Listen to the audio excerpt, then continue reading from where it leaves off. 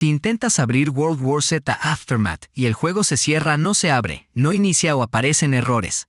Esto puede suceder porque tus controladores no están actualizados o los archivos de World War Z Aftermath están dañados o corruptos. Así que en este tutorial te enseñaremos diferentes soluciones para reparar World War Z Aftermath.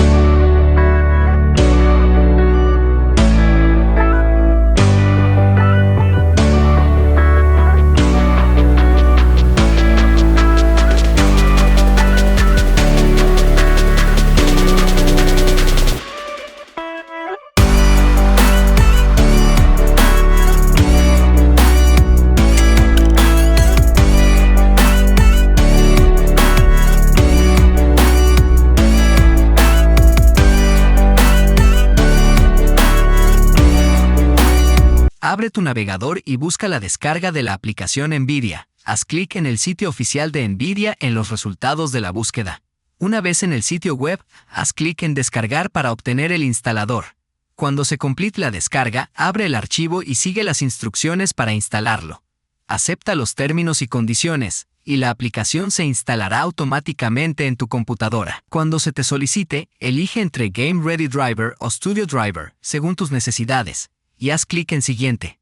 Finalmente, haz clic en Listo. Y eso es todo.